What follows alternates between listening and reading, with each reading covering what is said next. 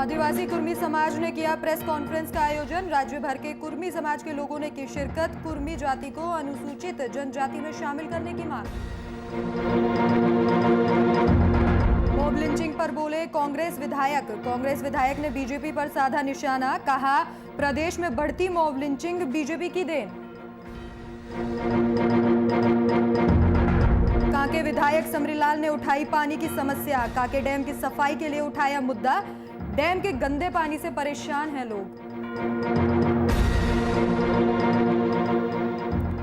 रांची में युवक को दिन दहाड़े मारी गोली। गोली लगने से घायल हुआ युवक। मौके पर पहुंची पुलिस ने आरोपी को किया गिरफ्तार।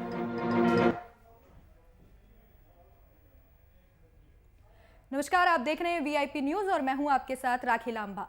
झारखंड विधानसभा सत्र में आज एक अलग नजारा देखने को मिला। नजारा सदन के मुख्य द्वार के पास का है, जहां जेएम के वरिष्ठ नेता लोबिन हेब्रम ने खुद की सरकार के खिलाफ मोर्चा खोल दिया। लोबिन का आरोप है कि हेमंत सोरेन के राज में काम नहीं हो रहा है और इसके लिए उन्होंने जिले के अधिकारियों को जिम्मेदार ठहराया है। आपको बता दें कि बोरियो विधायक ने गोड्डा के डीडीसी की मनमानी को लेकर हेमंत सोरेन सरकार पर हमलावर यहां पर हुए हैं।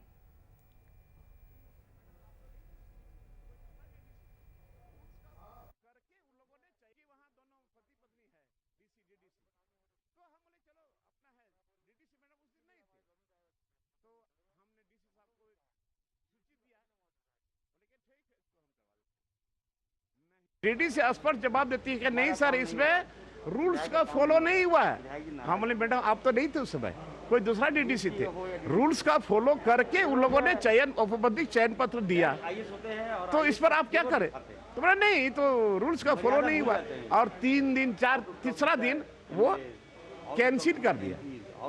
कैंसिल करने के बाद अलग से पंचायत में ये डेट दे दिया। कारण देखिए अभी तो हमको लगा ये तो आंगनबाड़ी सेविका मेरे लिए चैलेंज हो गया। तो हमने यहाँ सदन में हमारे विधायक ने मामला सूचना के तौर पर हमने दिया, सूचना के तौर पर दिया विभाग को। जो बात दीदी जो मंत्री है उनसे भी हमने बात किया, लेकिन ठीक है इसको देखते हैं। अभी तक देते रह गया। सदन में सूचना के तौर पर मंत्री को दिया, इसका मतलब मैंने सरकार को दिया, लेकिन अभी तक उन लोगों का वो रद्द कर दिया अपने मनमान। ये मनमानी है, बने जो चाहेंगे वही होगा क्या? आज हम इसीलिए हम धरना पर बैठे हैं और देखते हैं।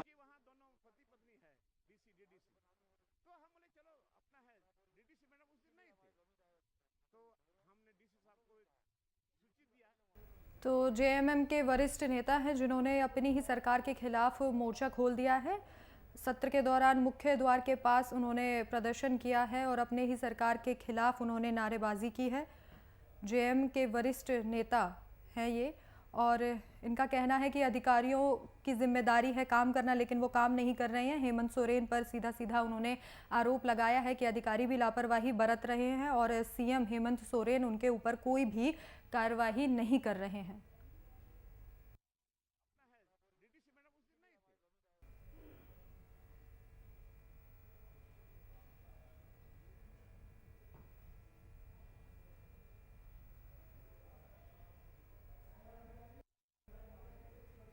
तो जेएमएम के वरिष्ठ नेता हैं, इन्होंने सरकार के खिलाफ मोर्चा खोलते हुए सरकार पर गंभीर आरोप लगाए और अपनी ही सरकार पर इन्होंने आरोप लगाए हैं कि हेमंत सोरेन कोई कार्रवाई नहीं कर रहे हैं, अधिकारी कोई काम नहीं कर रहे हैं। इसके लिए सीधे सीएम खुद जिम्मेदार हैं, क्योंकि कोई भी अधिकारी उनकी बात नहीं सुन रहा है। सभी अनसुनी उनकी बातों को किया जा रहा है।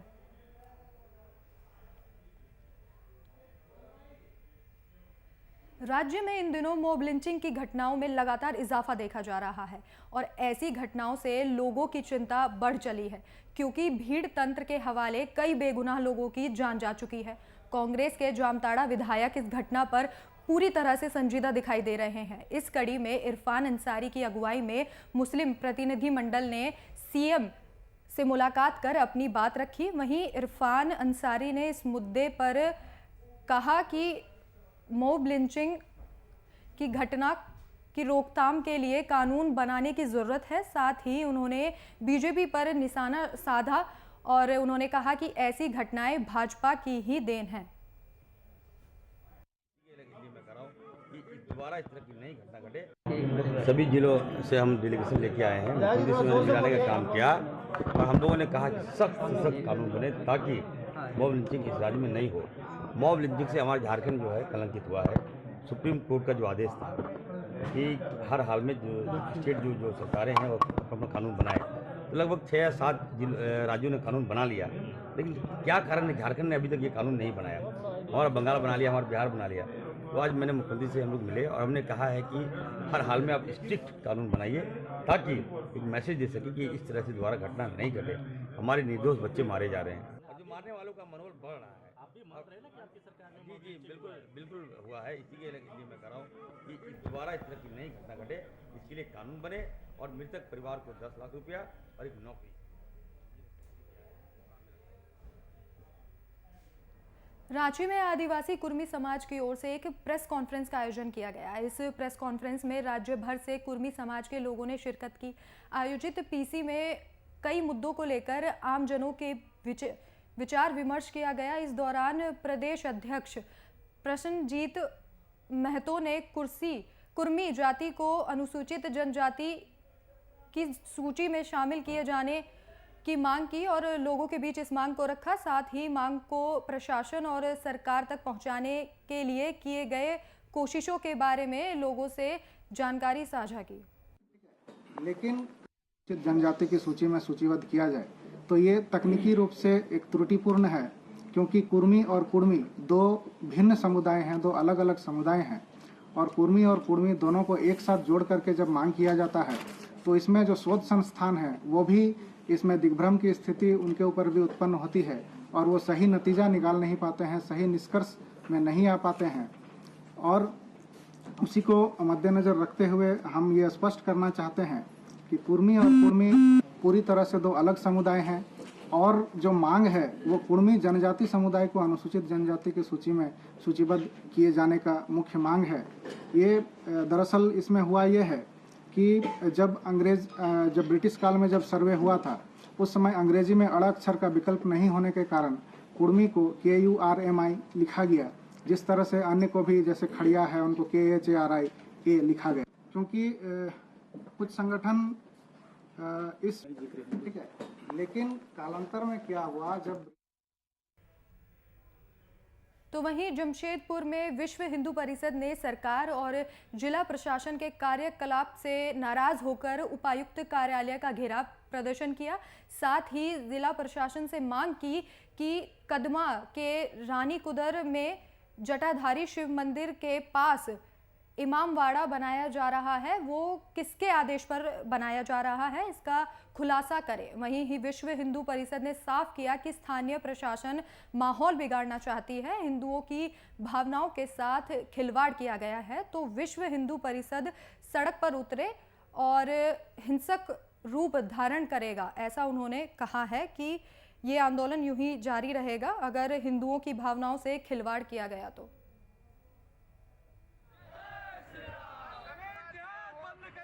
डीसी के माध्यम से महामहिम को ज्ञापन देने के लिए इकट्ठे हुए हैं। ये जो जमशेदपुर में अब एक नई परंपरा चल निकली है मजार और इमामबाड़ा बनाने की, जगह जगह इमामबाड़ा और मजारें बनाई जा रही हैं, मंदिरों को ध्वस्त किया जा रहा है।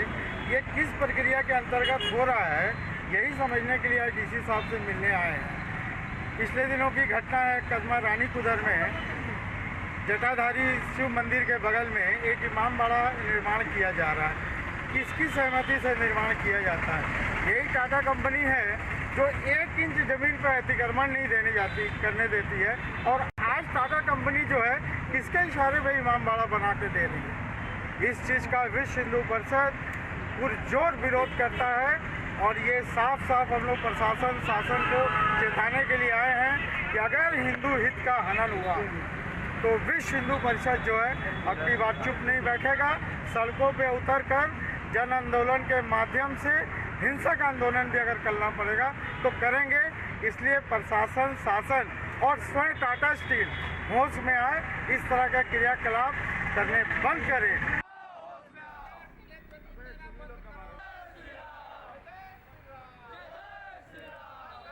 विश्व हिंदू परिषद ने उपायुक्त कार्यालय का घेराव किया और साफ तौर पर कहा कि अगर हिंदुओं की भावनाओं से खिलवाड़ किया जाएगा तो वो इसे कतई भी बर्दाश्त नहीं करेंगे। ये आंदोलन और भी उग्र हो सकता है। जमशेदपुर का ये पूरा मामला है। जटाधारी शिव मंदिर पर इमाम बाड़ा बनाए जाने का विरोध किया जा रहा है यहाँ पर, और बजरंग दल, विश्व हिंदू परिषद के नेता और कार्यकर्ता यहाँ इकट्ठा हुए और उन्होंने उपायुक्त के कार्यालय का घेराव किया और सीधे तौर पर उन्होंने चेतावनी दी है कि अगर मांगे नहीं मानी गई और हिंदुओं की भावनाओं से खिलवाड़ किया गया तो जल्द ही ये आंदोलन और भी उग्र कर दिया जाएगा। तमाम वीएचपी के कार्यकर्ता और नेता मौजूद रहे इस दौरान। ज्ञापन दिया, उन्होंने घेराव किया है और चेतावनी दी है कि जटाधारी शिव मंदिर पर इमामबाड़ा ना बनाया जाए। तस्वीरें आपके सामने।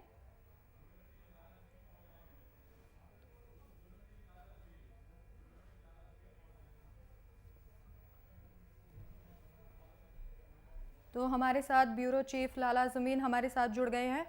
जी, आपसे जानना चाहेंगे, वीएचपी ने उपायुक्त का कार्यालय का घेराव किया है और साफ तौर पर चेतावनी दी है कि अगर मांगे नहीं मानी गई तो बड़ा आंदोलन होगा।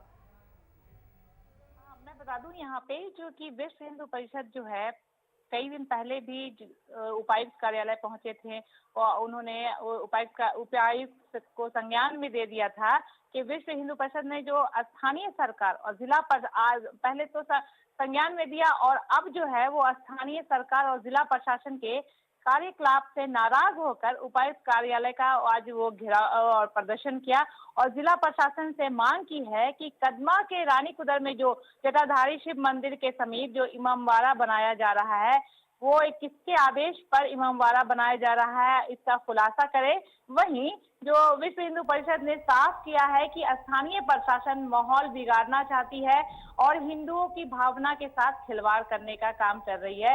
विश्व हिंदू परिषद सड़क पर उतरेगी और हिंसक रूप धारण करेगी। इन लोगों ने आज जो है जिला प्रशासन को एक चेतावनी दे दी है। वहीं इस पूरे मामले का जड़ जो है वो टाटा स्टील को बताया जा रहा है। उनका कहना है कि पहले भी टाटा स्टील ने ही इसे जमीन दिया है। कहा है कि टाटा स्टील को अगर इमामबाड़ा ही बनाना था तो वो कंपनी परिसर के अंदर ही बनाए, शहर के मंदिर के समीप इमामबाड़ा नहीं बनाना चाहिए।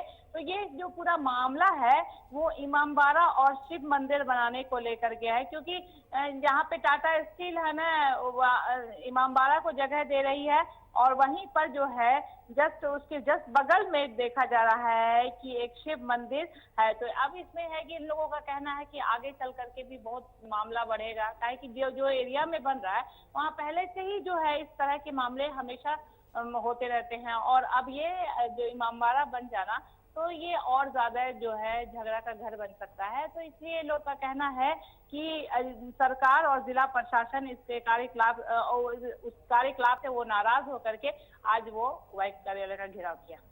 जिस खबर पर जानकारी साझा करने के लिए आपका धन्यवाद।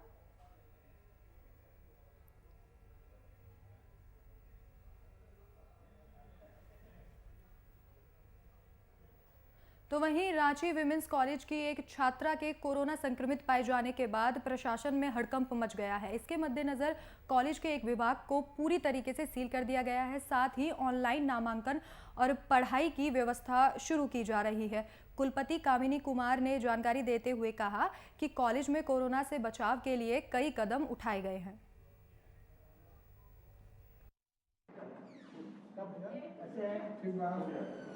दो तीन नहीं, एक बच्ची को कोरोना हुआ है वहाँ, वो मुझे प्रिंसिपल से जानकारी मिल गई है। तो जो बीएड डिपार्टमेंट है वो एकदम अलग है साइंस कैंपस में, उसको बंद कर दिया गया है 3 दिन के लिए और 3 दिन वहाँ पूरा सैनिटाइजेशन होगा सुबह शाम और पूरे कैंपस में नगर निगम से सैनिटाइजेशन।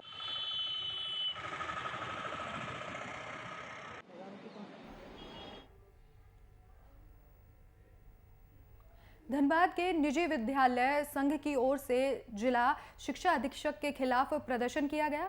निजी विद्यालयों के शिक्षकों और संचालकों ने इस दौरान धनबाद के रणधीर वर्मा चौक से जिला शिक्षा अधीक्षक कार्यालय तक रैली निकाली और नारेबाजी की। प्रदर्शन कर रहे शिक्षकों का कहना है कि धनबाद शिक्षा अधीक्षक निजी विद्यालयों के खिलाफ गलत बयानबाजी कर रहे हैं।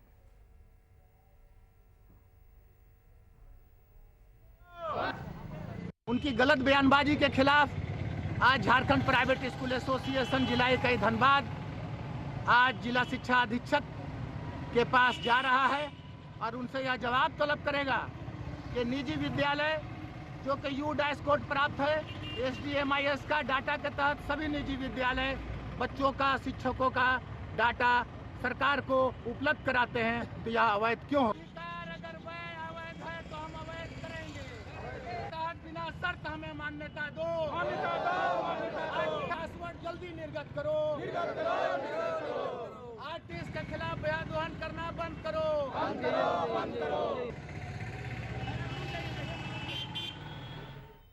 कोरोना की रिपोर्ट देरी से मिलने पर सेना के अभ्यर्थियों ने रांची सदर अस्पताल में जमकर हंगामा किया, जिसके बाद अस्पताल में तैनात सुरक्षा कर्मियों ने अभ्यर्थियों को शांत कराया। सूचना मिलते ही मौके पर डॉक्टर भी पहुंचे और अभ्यर्थियों को समय पर रिपोर्ट देने का आश्वासन दिया। गौरतलब है कि पिछले साल कोरोना काल होने के चलते सेना बहाली की प्रक्रिया को रोक दिया गया था, जिसकी वजह से इस बार की सेना बहाली में युवा बढ़ चढ़कर हिस्सा ले रहे हैं। मोरहाबादी मैदान में 10 मार्च से सेना बहाली की प्रक्रिया शुरू हुई है और 30 मार्च तक ये प्रक्रिया जारी रहेगी। इस दौरान अभ्यर्थियों को कोरोना रिपोर्ट भी लानी होगी।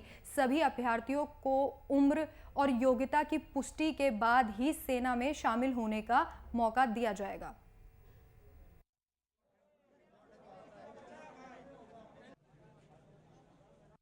सर रात में 2 बजे हम लोग को रिपोर्ट करना, उसमें सबसे पहले देखा जा रहा है कोरोना रिपोर्ट।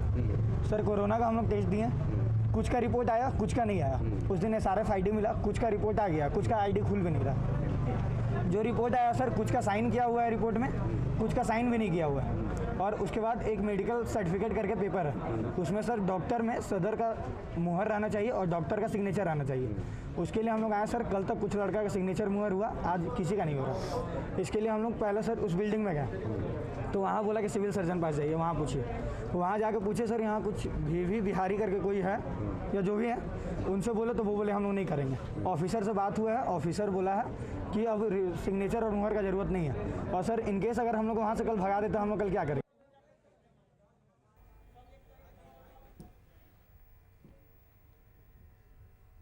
हजारीबाग में विश्व जल दिवस के मौके पर OCS स्कूल में छात्रों के बीच जल संरक्षण के लिए प्रतियोगिता का आयोजन किया गया, जिसमें जल संरक्षण से की आवश्यकता, उपाय और जागरूकता विषय पर मॉडल पेश किए गए और साथ ही पेंटिंग प्रतियोगिता का भी आयोजन किया गया। इस आयोजन में स्कूल के बच्चों ने बढ़ चढ़कर हिस्सा लिया।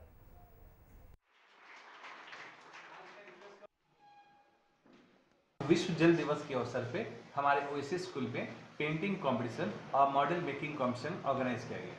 आज 139 पार्टिसिपेंट्स ने अपने डिफरेंट थीम्स पे पेंटिंग्स बनाई। कुछ ने रूफटॉप रेन वाटर हार्वेस्टिंग पे पेंटिंग बनाई, कुछ ने वाटर हार्वेस्टिंग पे पेंटिंग बनाई। कुछ लोगों ने ये दिखाया कि हम डेली अपने क्रियाकलाप से किस तरह घरों में और किस तरह स्कूलों में पानी की बचत कर सकते हैं। आज बच्चों ने ये दिखाया कि पानी का एक एक बूंद बहुत इंपॉर्टेंट होता है। आज अगर हम एक बूंद का संरक्षण करते हैं तो कल एक बड़े तालाब का संरक्षण होगा।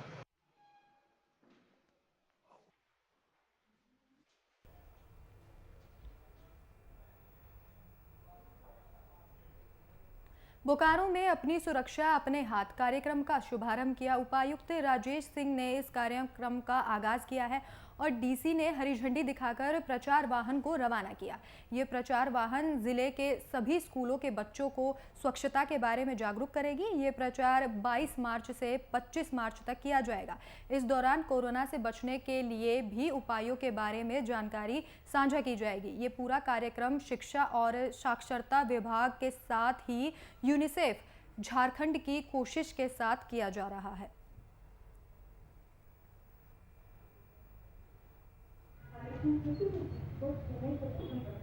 या फिर इस पैकेज से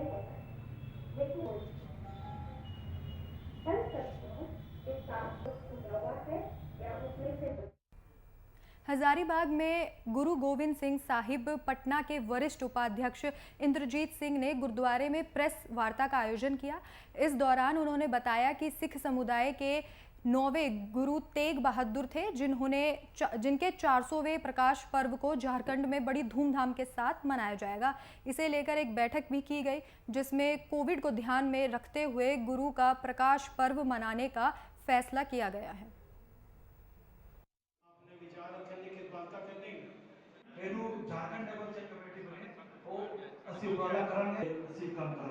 हमारी मीटिंग का मुद्दा था गुरु तेग बहादुर साहब जी महाराज का 400 साल इनका प्रकाश उत्सव जो आ रहा है उसके मनाने के बारे में विचार विमर्श सभी गुरुद्वारा कमेटी के साथ में हुआ है।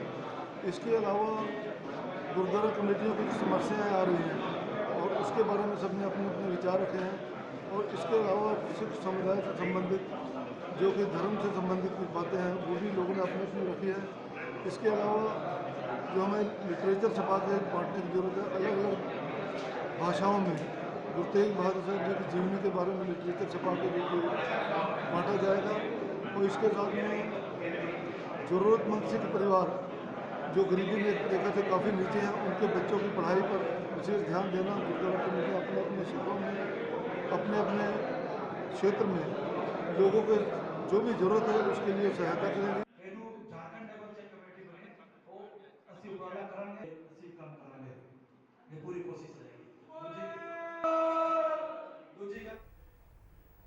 हजारीबाग में होली के मद्देनजर थाना परिसर में शांति समिति की बैठक की गई। शांति समिति की बैठक में समाज के सभी समुदाय के लोगों ने हिस्सा लिया, जिसमें होली को शांतिपूर्ण तरीके से मनाने को लेकर चर्चा की गई और फैसला लिया गया कि अगर कोई भी माहौल खराब करने की कोशिश करता है तो पुलिस उस पर कड़ी कार्रवाई करेगी।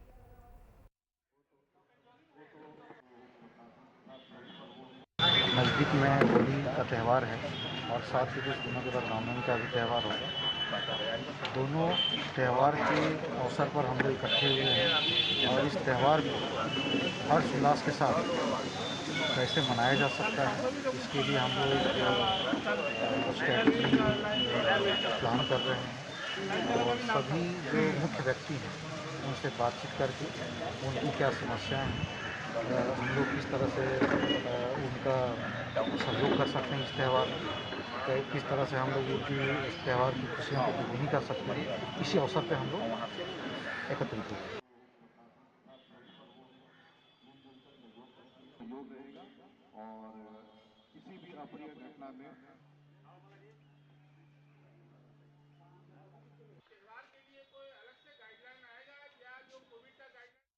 तो होली के आगामी त्यौहार को देखते हुए जो पुलिस है वो पूरी तरीके से सतर्क है। बैठक की गई जिसमें फैसला लिया गया कि अगर होली पर कोई भी हुड़दंग मचाने की कोशिश करेगा तो उस पर कड़ी कार्रवाई की जाएगी।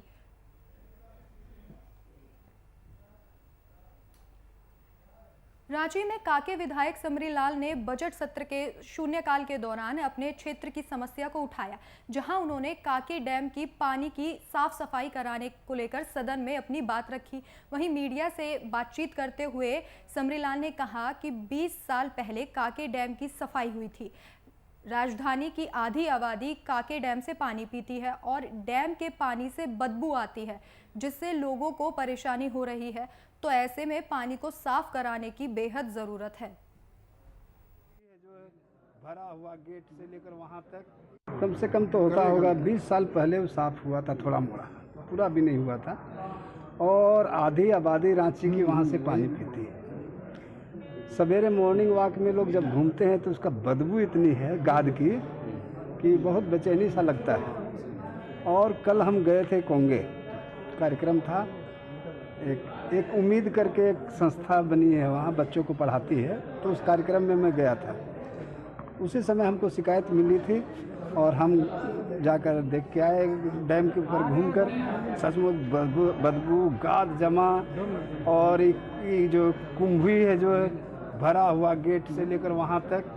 तो हमने उनको कहा था कि आज सदन में हम इस बात को रखेंगे और शून्यकाल में मैं इस बात को रखा हूँ, इसकी गाद की सफाई कराई जाए और गहराई भी उसकी गहरा भी किया जाए, ताकि आने वाले बरसात में वो उसमें अच्छा पानी आ सके और गंदगी अगर दूर होगी तो सप्लाई।